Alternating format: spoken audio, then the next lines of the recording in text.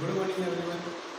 Welcome career point में आपका हार्दिक स्वागत अभिनंदन है।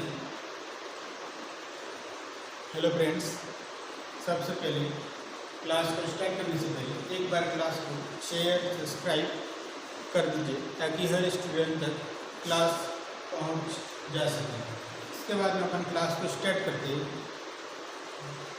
इसके बाद में अपन ने देखा था, कल पढ़ा था कि फीमेल रिप्रोडक्टिव सिस्टम के अंदर इंटरनल जेनेटिक ऑर्गन के बारे में डिस्कस किया था।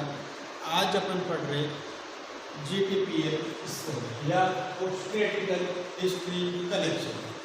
आज अपना टॉपिक रहेगा ऑब्स्टेट्रिकल हिस्ट्री कलेक्शन। ठीक है, इसके अंदर अपन GTPL स्कोर के बारे में डिस्कस करेंगे। एक डॉक्टर कैसे कोई प्रेग्नेंट लेडी उसके क्लिनिक पे आती और कैसे वो असेस करता, कैसे GTPL स्कोर को मेंटेन करता, वो सभी आज इस टॉपिक के अंदर डिस्कस करेंगे। इसलिए सबसे पहले क्लास को लाइक कीजिए, शेयर कर दीजिए। ठीक है, इसके बाद में अपन क्लास को स्टार्ट करते हैं। Let's now today our topic obstetrical history collection. Yes, इसके बारे में सबसे पहले कुछ बेसिक टर्मिनोलॉजी के बारे में डिस्कस करते हैं। टर्मिनोलॉजी आपको आती होगी तो आप 101% ऑब्स्टेट्रिकल हिस्ट्री को कलेक्शन करोगे, GTPL स्कोर को कर दोगे। यस, इसके बाद में डिस्कस करते चलो टर्मिनोलॉजी हेडिंग लगाएंगे। टर्मिनोलॉजी, यस, सबसे पहली टर्मिनोलॉजी लिखेंगे अपन गेस्टेशनल एज।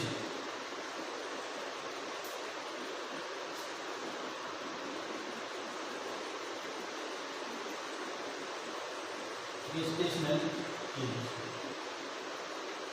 क्या होती है? गेस्टेशनल एज किसी को इसके बारे में पता है?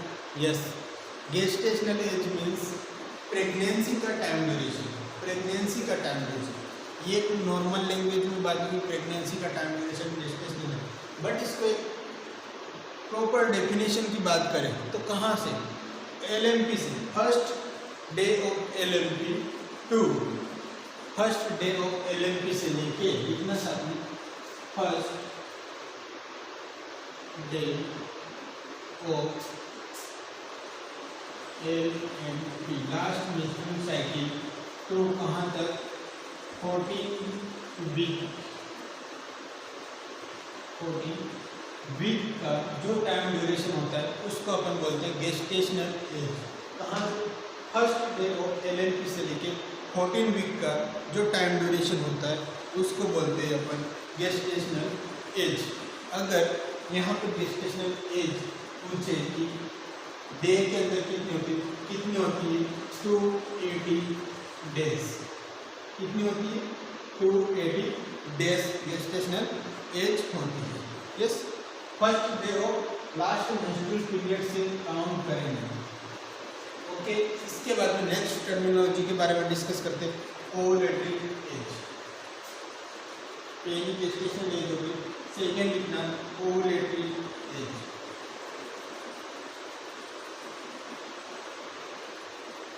ओवुलेटरी एज, ओवुलेटरी एज क्या होता है? ओवुलेशन क्या होता है? सबसे पहले ओवुलेशन की बात करें। ओवुलेशन एक नॉर्मल मेंस्ट्रुअल पीरियड की बात करें तो 28 डेज की साइकिल होती है, जिसके अंदर जो 14 डेज पे ओवुलेशन होता है, यानी 28 डेज के अंदर 14 डेज को जो माइनस करते जो होते 14 डेज पे क्या होता है? ओवुलेशन होता है। ओवुलेटरी डे कौन सा होता है? 14 डेज। तो यहाँ पे देखते हैं कि जो गेस्टेशनल एज में से अपन 14 डेज को माइनस करेंगे वो अपनी ओवुलेटरी एज आ जाएगी। कितने आएंगे देखना, यहाँ पे लिखना gestational age minus ovulatory age. Gestational age minus ovulatory age या ओवुलेशन भी कह सकते हैं, ओवुलेशन डे। ठीक है, कितना होता है? गेस्टेशनल एज अपन ने लिखी है, कितनी होती है? 280 डेज। कितने डे के अंदर मिलेगा? 280 डेज। इसके अंदर से ओवुलेशन किस दिन को होता है? 14 डेज। तो अपन यहाँ पे 14 डेज को माइनस कर अपने पास में ओवुलेटरी एज कितनी आ जाएगी, माइनस करो कितनी आ जाएगी 166, कितनी होगी 166। ये क्या अपनी ओवुलेटरी एज अपन ने निकाली। यस, यहाँ तक कंप्लीट है। इसके बाद में अपन देखते हैं ग्रेविडा।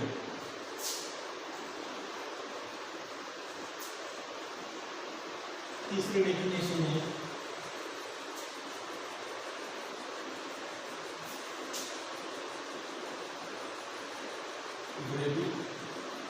ग्रेविडा, या इसको ग्रेविडिटी भी बोलते हैं। ग्रेविडा या ग्रेविडिटी जिसको अपन जी से डिनोट करते हैं, याद रखना जी से डिनोट करते हैं। यस, इसके अंदर देखना कि इसका मीन्स क्या होता है। ग्रेविडा का मीन्स क्या होता है, ग्रेविडा का मीन्स होता है नंबर ऑफ प्रेगनेंसी। क्या होता है, देखना number of pregnancy. Number of pregnancy को क्या बोलते हैं, ग्रेविडा। ग्रेविडा का मीन्स आप याद रखना कि यूट्रस कितनी बार प्रेग्नेंट हुआ, यूट्रस कितनी बार प्रेग्नेंट हुआ उसको अपन बोलते हैं ग्रेविडा। Yes, clear. इसके बाद में अपन बात करते हैं नली ग्रेविडा। सेकेंड हेडिंग इसी में लिखना नली नली नली ग्रेविडा। नली ग्रेविडा को G0 से डिनोट करते हैं। नली ग्रेविडा को G0 से डिनोट करते हैं। इसके अंदर क्या होता है, नली ग्रेविडा के अंदर लिखना नो हिस्ट्री ऑफ प्रेगनेंसी। क्या होता है इसमें, नो हिस्ट्री ऑफ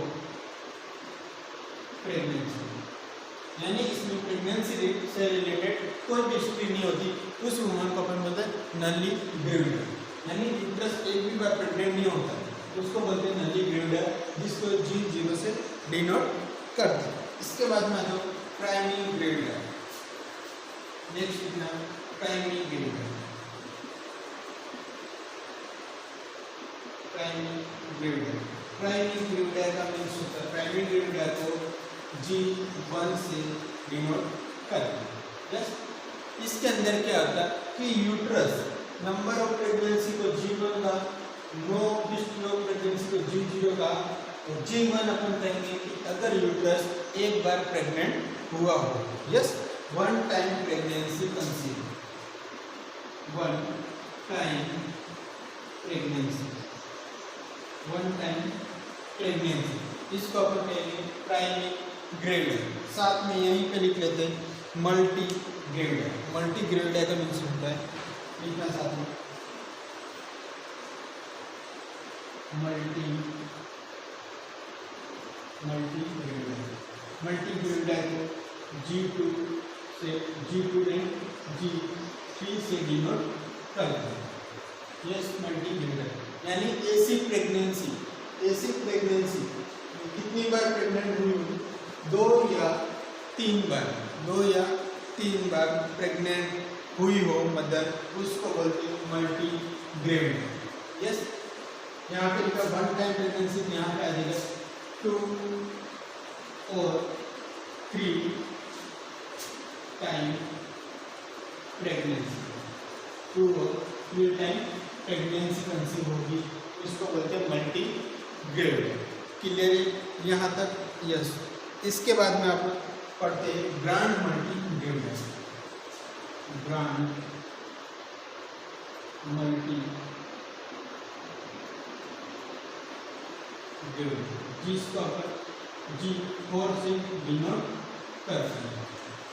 ऐसी प्रेगनेंसी, ग्रांड मल्टी ग्रेविडा का मतलब 4 और मोर टाइम प्रेगनेंसी, कितनी 4 और मोर टाइम प्रेगनेंसी, 4 और मोर टाइम प्रेगनेंसी होगी, उसको बोलते हैं ग्रांड मल्टी ग्रेविडा। समझ में आया? यहाँ पर सबसे पहले अपन लिखा ग्रेविडा। ग्रेविडा मतलब नंबर ऑफ प्रेगनेंसी, कितनी बार यूट्रस प्रेग्नेंट हुआ, नंबर ऑफ प्रेगनेंसी को बोलते हैं ग्रेविडा। इसके बाद में नली ग्रेविडा। नली ग्रेविडा मतलब ऐसी मदर जो एक भी बार प्रेग्नेंट नहीं हुई हो, तो उसको बोलते हैं नली ग्रेविडा, यानी no history of pregnancy. Next आ जाओ प्राइमरी ग्रेविडा। प्राइमरी ग्रेविडा को G1 से डिनोट करते हैं, G1 से डिनोट करते हैं, यानी वन टाइम प्रेगनेंसी कंसीव करी हो मदर ने, उसको बोलते हैं प्राइमरी ग्रेविडर। इसके बाद मल्टी ग्रेविडर G2 एंड G3, इसके अंदर 2 या 3 बार प्रेगनेंसी कंसीव की हो तो उसको मल्टी ग्रेविडर है।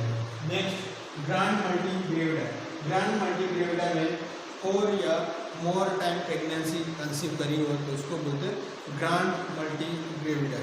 यस, क्लियर यहाँ तक? यस। नेक्स्ट बात करते हैं ग्रेविडर हमने पढ़ दिया।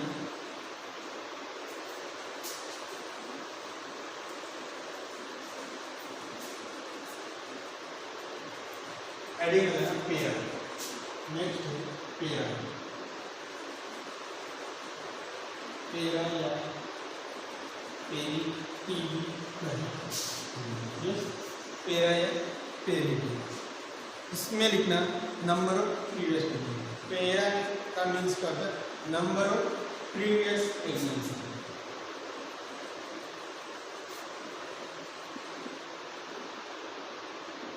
Number of previous pregnancy, number of previous pregnancy को बोलते हैं अपन पेरा या पेरिटी। इसके अंदर आपको एक बात ध्यान रखनी, प्रीवियस प्रेगनेंसी की बात की, बट वो वायबिलिटी पीरियड क्रॉस होनी चाहिए। लिखना साथ में टू क्रॉस वायबिलिटी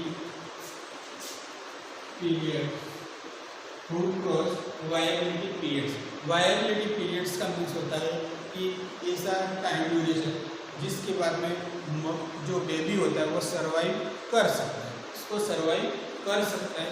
तो अपने इंडिया के अंदर देखिए वायबिलिटी पीरियड कितना होता है, तो 22 वीक्स का वायबिलिटी पीरियड इंडिया के अंदर होता है।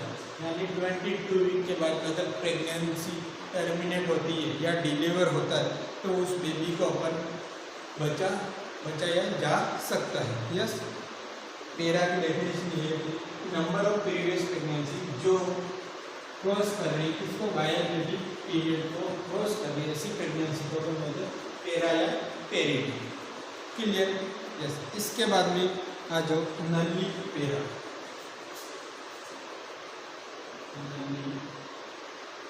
नली पेरा, नली पेरा, इसको P से डिनोट करता है और इसको P0। इसमें क्या होगा? Number of previous pregnancy to cross viability period 22 weeks. तो इसमें आ जाएगा नंबर ऑफ प्रीवियस प्रेगनेंसी जो एक भी बार 12 वीक को क्रॉस नहीं की हो, ऐसी प्रेगनेंसी को बोलते हैं नली पेरा। नली पेरा का मीन्स होता है कि previous pregnancy never cross 22 weeks. इतना previous pregnancy never cross 22 week, यानी ऐसी प्रेगनेंसी, ऐसी प्रीवियस प्रेगनेंसी जो 22 वीक को क्रॉस नहीं की हो, ऐसी प्रेगनेंसी को बोलते हैं अपन नली पेरा, जिसको डिनोट करते हैं P0 से। ओके, इसके बाद में जो प्राइमरी पेरा, प्राइमरी पेरा जिसको P1 से डिनोट करते हैं। इसमें लिखना प्राइमरी पेरा मतलब ऐसी प्रेगनेंसी जो एक ही बार 22 वीक को क्रॉस किया हो, यानी वन प्रेगनेंसी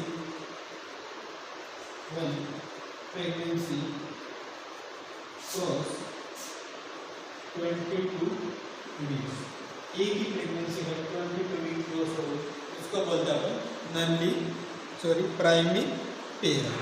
क्लियर है यहाँ तक? यस। मल्टी पेरा में क्या होता है? मल्टी पेरा की बात करते हैं यहाँ पे, मल्टी पेरा P2 एंड P3। मल्टी पेरा का मीन्स होता है कि ऐसी प्रीवियस प्रेगनेंसी जो 22 वीक को क्रॉस की, कितने टाइम पे? या तो 2 बार या 2 से 3 बार। कितनी बार?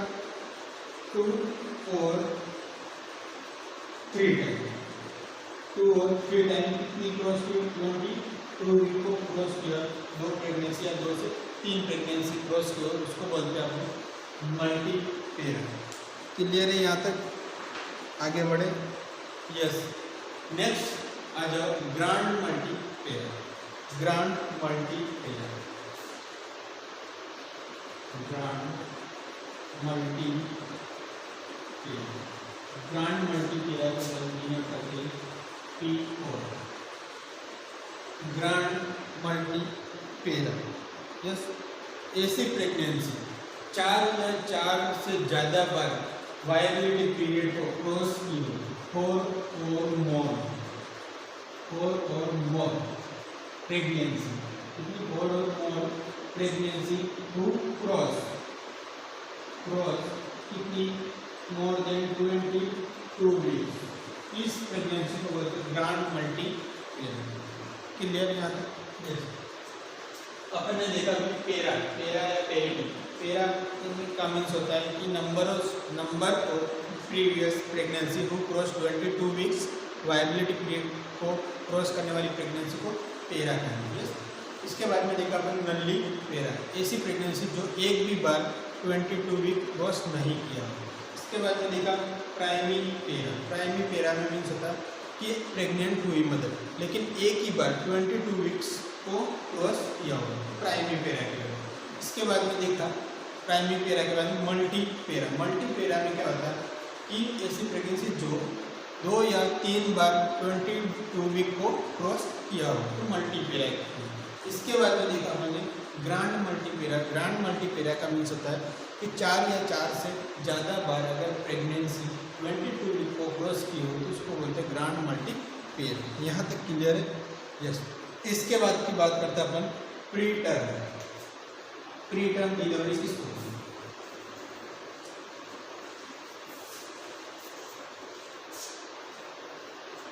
प्री टर्म डिलीवरी सबसे पहले आपको बताना चाहिए कि नॉर्मल डिलीवरी का टाइम ड्यूरेशन क्या होता है। नॉर्मल डिलीवरी का टाइम ड्यूरेशन क्या होता है तो ये आपको पता चले। Yes, pre term delivery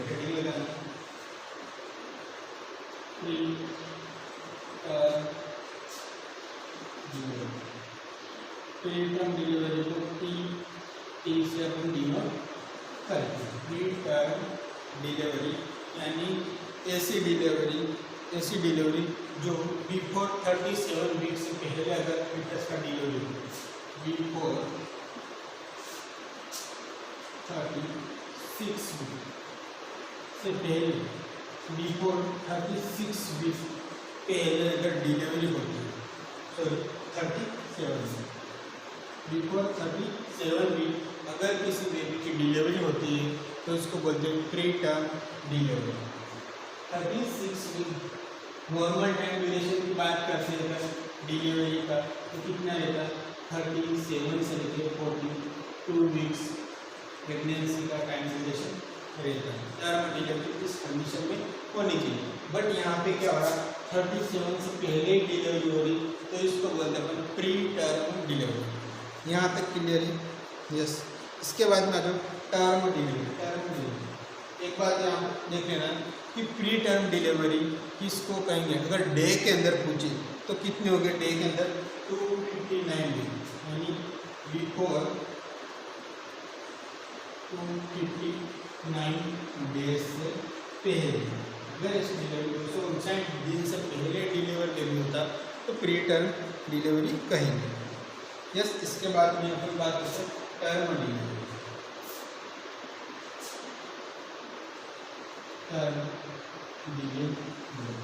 term delivery को टी से डिनोट करते हैं। टर्म डिलीवरी का मीन्स यही होता है कि ऐसी डिलीवरी 37 से लेके 37 वीक से लेके 42 वीक के बीच में अगर बेबी डिलीवरी होती है उसको बोलते हैं टर्म डिलीवरी।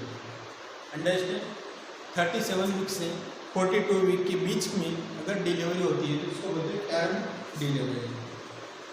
ओके। यस।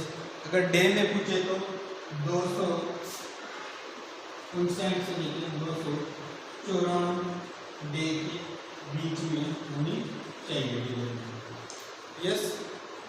इसके बाद में अपन बात करते हैं पोस्ट टर्म डिलीवरी। हेडिंग लगाना post term delivery. Post term delivery को क्या है? पोस्ट टर्म डिलीवरी ऐसी डिलीवरी जो 42 वीक के बाद में अगर होती है उसको बोलते हैं पोस्ट टर्म डिलीवरी। यानी आफ्टर 42 वीक्स के बाद में जो डिलीवरी होती है उसको बोलते हैं पोस्ट टर्म डिलीवरी। अगर डे में काउंट करें तो कितने डे होगी? 294 डे से ज़्यादा, यानी मोर देन 294 डेज के ज़्यादा होगी डिलीवरी होगी तो उसको बोलते हैं पोस्ट टर्म डिलीवरी। यहाँ तक क्लियर है? यस। डिलीवरी से रिलेटेड बात करें, preterm delivery before 37 week से पहले अगर डिलीवरी होती है तो प्री टर्म कहते हैं। पोस्ट टर्म डिलीवरी की बात करें 37 वीक से लेकर 42 वीक्स में अगर डिलीवरी होती है तो टर्म डिलीवरी कहते हैं। पोस्ट टर्म डिलीवरी क्या होता है कि आफ्टर 42 डेज के बाद में अगर डिलीवरी होती है तो उसको बोलते हैं post term delivery. Yes.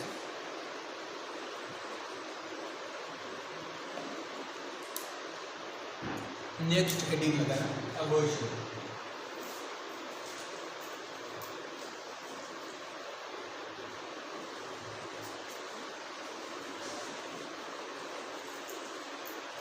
Abortion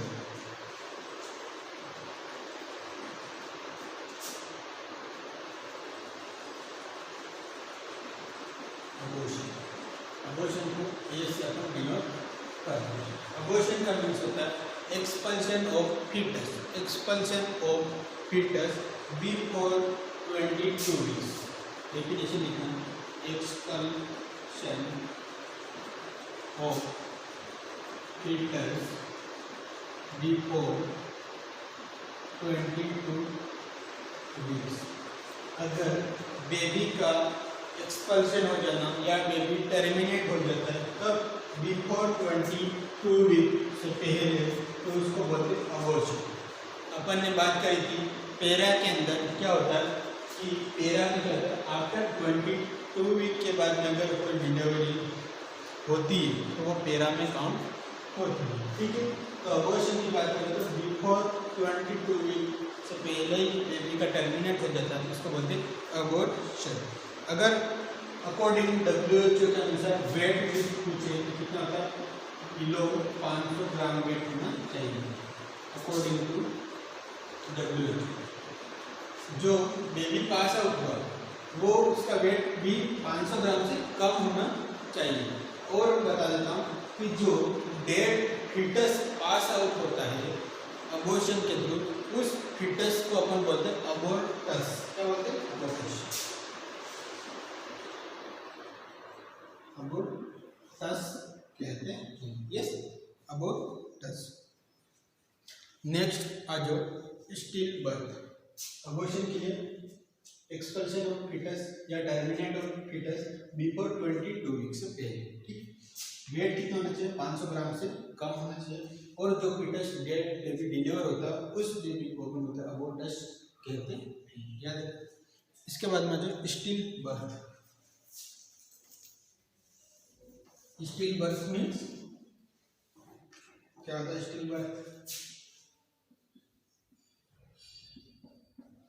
still birth, still birth को एस से डिनोट करते हैं। Yes. Delivery of death baby. Still birth का मीन्स होता है डिलीवरी ऑफ डेथ बेबी। इतना यहाँ पे delivery of death baby. Death baby की डिलीवरी अगर होती है यहाँ पे भी एक शर्त होती है, कब? After viability period. After viability period. Viability period कितना माना आपने? 22 वीक्स। अगर 22 वीक्स के बाद में डेड बेबी डिलीवर होता है तो इसको बोलते हैं स्टिल बर्थ। याद रखना 22 वीक के बाद में अगर डेथ बेबी डिलीवर होता है स्टिल बर्थ के लिए। जस्ट अभी अपन पहले बोला अबॉर्शन में डेफिनेशन क्या थी? 22 वीक से बिफोर बेबी अगर डेथ डिलीवर होता है तो वो अबॉर्शन के अंदर काउंट होगा। याद रखना 22 वीक के बाद में अगर डेथ फीटस की डिलीवरी होती है तो वो किस में होगा, स्टिल बर्थ में। और 22 वीक के पहले अगर डेथ फीटस की अगर डिलीवरी होती तो वो अबॉर्शन के अंदर काउंट होता है। कंफ्यूज मत होना, ठीक है। यस, इसके बाद में देखना लाइव बर्थ। लाइव बर्थ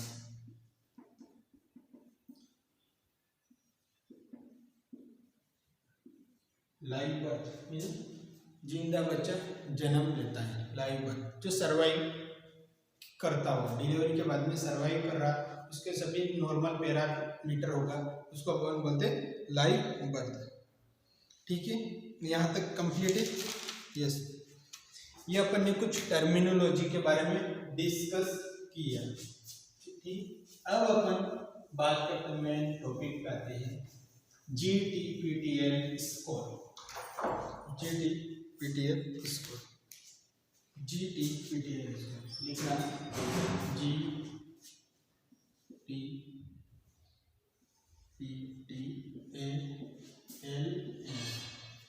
इसकी बात करते हैं GTPTALS क्या होता है, तो लिखना है यहाँ पे G का मीन्स होता है, T का मीन्स लिखेंगे PTALS।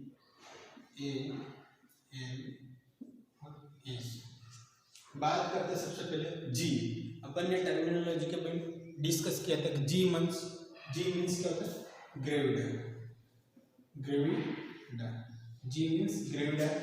T मीन्स क्या होता है, T means term baby, term delivery. PT means pre term delivery. क्या होता है, pre term delivery. A means होता है अबॉर्शन, A मीन्स होता है अबॉर्शन। L मीन्स होता है लाइव बर्थ, और S मीन होता है स्टिल बर्थ। क्लियर है यहाँ तक words. G means gravida, term baby, PT means pre term delivery, A means abortion, L means live birth, और S means still birth. Yes, इसके बाद अपन कुछ एग्जाम्पल लेके समझते हैं कि GTPTL स्कोर्स क्या होता है। क्लियर, इसके बाद में देखते हैं कि मान लो एग्जाम्पल्स लिख रहे हैं अपन यहाँ पे कि एक जो प्रेग्नेंट फीमेल है वो 16 वीक पे, कितने वीक पे, 16 वीक पे कहाँ पे आई, एंटीनेटल विजिट के लिए। एंटीनेटल विजिट के लिए कहाँ पे आई, डॉक्टर की क्लिनिक। कहाँ पे आई, डॉक्टर की क्लिनिक पे आई। ठीक है, एंटीनेटल चेकअप करवाने के लिए आई। कितने वीक की प्रेगनेंसी, 16 वीक। और वो मदर डॉक्टर को बता रही कि एक बेबी तो उसका लाइव है, क्या है, 1 बेबी लाइव, 1 बेबी उसका लाइव है, और उसकी डिलीवरी हुई 39 वीक पे उसकी डिलीवरी हुई। इसके बाद में बात करता हूँ, वो कह रही है कि एक प्रेगनेंसी टर्मिनेट हुई at 12 month, 1 pregnancy terminate at 12 week. ठीक है, तो इसका अपन GTPTL स्कोर निकालना है। कैसे निकालेंगे, सबसे पहले क्रिकेट की बॉल चाहिए, क्या थी, क्रिकेट की बॉल चाहिए, सर ने बोला था। एक मिनट,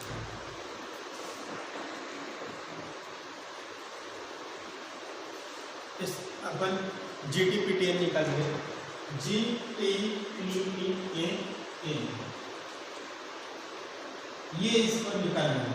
तो कैसे निकालेंगे, सबसे पहले कैसे निकालेंगे, क्वेश्चन को सबसे पहले ध्यान से पढ़ना आना चाहिए आपको कि प्रेग्नेंट लेडी 16 वीक का एंटीनेटल विजिट करने के लिए डॉक्टर के पास, और डॉक्टर को बता दें कि मेरा एक बेबी लाइव है और वो 39 वीक पे डिलीवरी हुई उसकी और एक प्रेगनेंसी टर्मिनेट हो गई 12 वीक पे, तो अपन को यहाँ पे GTPTA निकालना।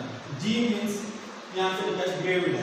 ग्रेविडा मीन्स क्या होता है, मैंने टर्मिनोलॉजी में बताई होगी कि ग्रेविडा मीन्स क्या होता है, number of pregnancy. Number of pregnancy सबसे पहला पॉइंट यही, तो अपन को यहाँ पे देखना है कि कितनी बार प्रेगनेंसी कंसीव हुई है या कितनी बार यूट्रस प्रेग्नेंट हुआ है। तो सबसे पहले देखिए कि मदर एंटीनेटल विजिट पहले आई 16 वीक पे, 16 वीक पे क्या बोलते हैं, प्रेगनेंसी उसकी कंसीव होगी तो ही आई, तो एक तो ये हो गई, ठीक है, नंबर ऑफ प्रेगनेंसी। इसके बाद में बात करते हैं, उसने कहा एक बेबी लाइव होगा तो उसकी प्रेगनेंसी कंसीव होगी तो ही वो लाइव होगा, तो 2 हो गया।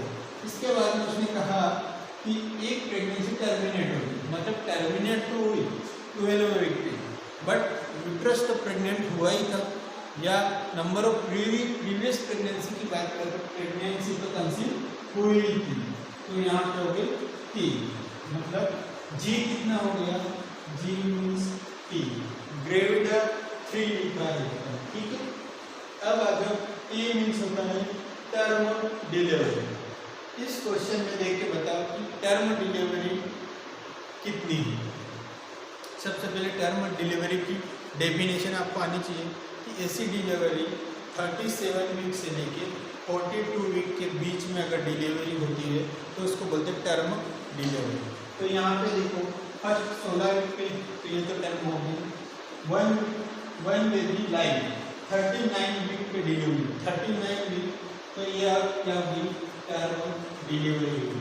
39 यानी 37 से पहले बाद में और 42 के पहले।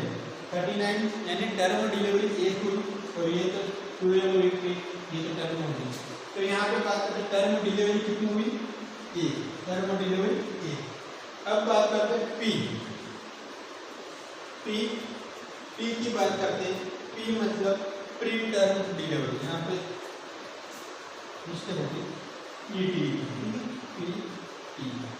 प्री टर्म डिलीवरी कितनी है। प्री टर्म डिलीवरी की बात करें, डेफिनेशन याद करो, प्री टर्म डिलीवरी मतलब ऐसी डिलीवरी जो 37 वीक से पहले अगर बेबी डिलीवरी होता है तो प्री टर्म होती है। तो यहाँ पे 37 वीक से पहले कोई डिलीवर हुआ, एक तो लाइव ये तो टर्म हो गई, टर्मिनेट हो गई। ये क्या 12 वीक से पहले प्री टर्म, तो यहाँ पे प्री टर्म 0 होगा क्योंकि 37 वीक से पहले बेबी डिलीवर हुआ ही नहीं। अब आ जाओ अबॉर्शन की बात करें, ये मीन्स अबॉर्शन, तो यहाँ पे अबॉर्शन कितना होगा, 12 वीक से पहले एक बेबी टर्मिनेट हुआ, उसने मदर ने बताया मेरा एक बच्चा है वो 12 वीक पे टर्मिनेट हो गया था, मीन्स 12 वीक क्या हो गया अबॉर्शन के अंदर। अबॉर्शन कितना हुआ, 1। क्यों, अबॉर्शन की डेफिनेशन याद करना कि अबॉर्शन के अंदर लिखा था ऐसी प्रेगनेंसी जो टर्मिनेट हो रही वायबिलिटी पीरियड से पहले, मीन्स 22 वीक से पहले बेबी टर्मिनेट हो रहा है तो वो अबॉर्शन के अंदर काउंट हो रहा है। तो यहाँ पे 12 वीक है इसलिए अपन ने लिखा अबॉर्शन हुआ 1। अब पूछना है कि लाइव बेबी कितना है, L means live baby, at present, कितना है लाइव बेबी। मदर ने कहा कि एक बेबी उसका लाइव है, मीन्स यहाँ पे हुआ 1, तो इसका GTPTA स्कोर क्या हुआ, G3 T1 PT P0 A1 L1 और एक यहाँ पे आया S मीन्स होता है स्टिल बर्थ यहाँ पे नहीं, S क्या हो गया 0, क्लियर। इसके बाद में पेरा की बात है, इसमें पेरा कितना होगा, पेरा मीन्स पेरिटी। ऐसी प्रेगनेंसी, डेफिनेशन देखो सबसे पहले, ऐसी प्रेगनेंसी जो 22 वीक्स या वायबिलिटी पीरियड को क्रॉस कर रही हो बट वो बेबी डेथ हो गया हो। डेथ बेबी की डिलीवरी अगर होती है आफ्टर 22 वीक के बाद में तो वो पेरा में काउंट होगी। तो यहाँ पे कितनी बार प्रेगनेंसी 22 वीक के पहले, सॉरी 22 वीक के बाद में डिलीवर हो रही, तो ये तो 16 वीक नहीं होगी, इसमें होगी ओनली 1, ओनली वन डिलीवरी ऐसी है जो 22 वीक को क्रॉस की होगी, तो पेरा यहाँ पे कितना होगा 1 कंप्लीट। ये अपना एक एग्जांपल, नेक्स्ट एग्जांपल से समझेंगे, समझ में आ जाएगा आपको धीरे धीरे, बट डेफिनेशन आपको कंप्लीट याद होनी चाहिए, कोई समझ में आएगा, ठीक है। इसके बाद में एक 22 वीक की प्रेग्नेंट लेडी जो एंटीनेटल विजिट के लिए कहाँ है, एंटीनेटल विजिट के लिए है, ठीक है। वो कह रही है कि उसका ट्विंस हुआ, क्या हो रहा, ट्विंस कब हुआ, ट्विंस उसका हुआ 36 वीक पे उसका क्या हुआ, ट्विंस हुआ। एक हुआ मेल और एक हुआ फीमेल, एक हुआ मेल और एक हुआ फीमेल, यस। इसके बाद में एक प्रेगनेंसी क्या हुई, 24 वीक में उसका डेथ बेबी हुआ, यानी वन प्रेगनेंसी 24 वीक में क्या होगी, डेथ होगी, डेथ बेबी।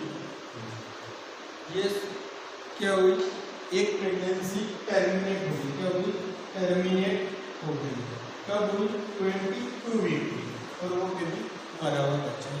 यस, तो यहाँ पे अपन देख रहे हैं GTPA स्कोर कर रहे हैं,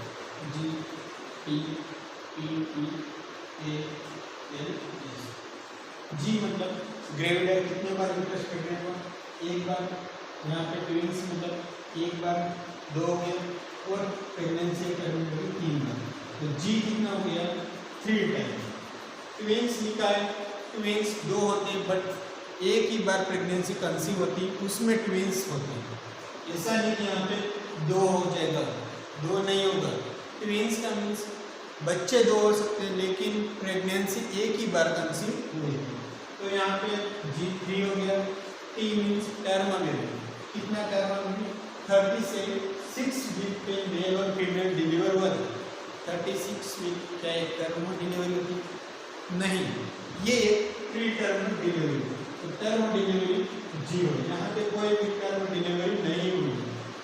इसके बाद में प्री टर्म की बात करें तो 20 वीक प्रेगनेंसी पे आएगी, ये नहीं हो सकता। 36 वीक ये प्री टर्म में आएगा, प्री टर्म में आएगा 36 वीक। इसके बाद में आगे देखते हैं 24 वीक पे एक बेबी टर्मिनेट हुई, ये आएगा प्री टर्म, नहीं, क्योंकि ये डेथ बेबी 24 वीक में, तो ये स्टिल बर्थ में काउंट हो जाएगा, इसमें नहीं है। तो यहाँ पे क्या हुआ, प्री टर्म डिलीवरी की बात करें कितनी होगी, 1, प्री टर्म कितनी होगी, 1। इसके बाद में देखें अबॉर्शन की डेफिनेशन देखना, ऐसी प्रेगनेंसी जो 22 वीक से पहले अगर टर्मिनेट होती है तो उसको अबॉर्शन बोलते हैं। इसमें 22 वीक से पहले टर्मिनेट कौन सी हुई, कोई भी नहीं, ये 24 वीक बाद में, तो ये 24 वीक किसमें चला जाएगा, स्टिल बर्थ के अंदर चला जाएगा। अबॉर्शन यहाँ पे 0 हो गया, कोई अबॉर्शन नहीं हुआ।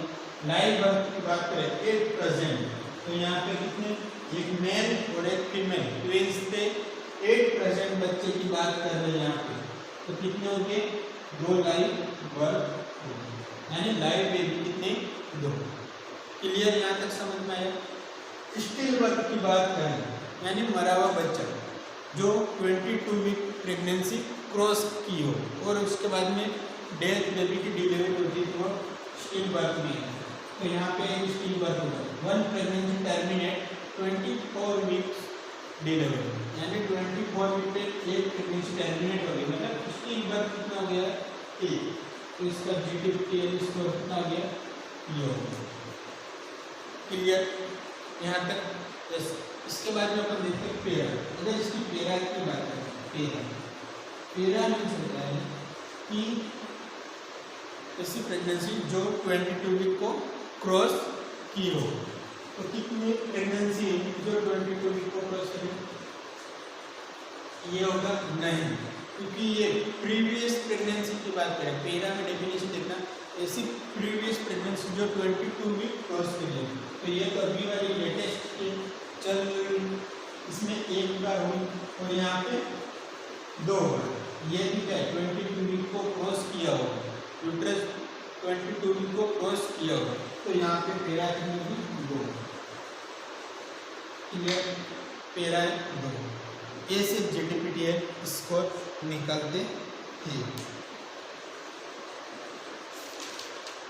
हाँ, इसके बाद में समझ लेना, एक वक्त नली